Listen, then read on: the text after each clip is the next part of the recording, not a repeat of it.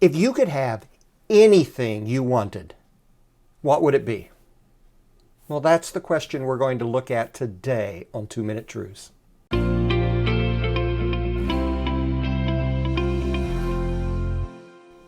Remember when you were a kid and thought, man, if I could have anything I wanted, I would want, and you start listing them off? Or even as an adult, maybe you're watching the latest Powerball numbers or seeing the latest jackpot winners, and you're thinking, man, if that would happen to me, here's what I would do.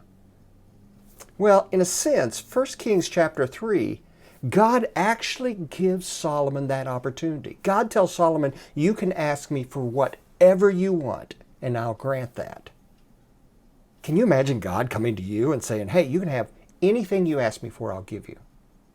But Solomon is selfless, at least at this point in the story.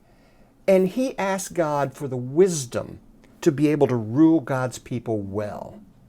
And God is so moved, so touched by this selfless request, that he not only gives Solomon the wisdom he asked for, but he gives Solomon everything else he didn't ask for. Riches, glory, fame, material wealth. Gave everything to him.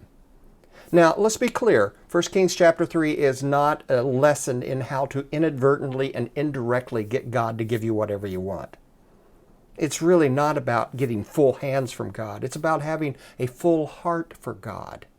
And at this point in the story, Solomon had a full heart for God.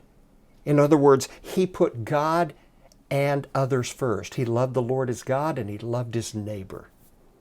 And sometimes I can't help but wonder, maybe that's why God never gives me the opportunity to ask for whatever I want.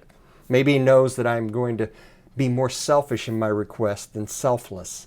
Maybe he knows that my heart is still more full of me than it is of him. Maybe you're the same way. So this week, may we pray and ask God to give us a desire for a full heart for him, more than a desire for full hands from him. I hope you have that kind of week this week. We'll see you next week.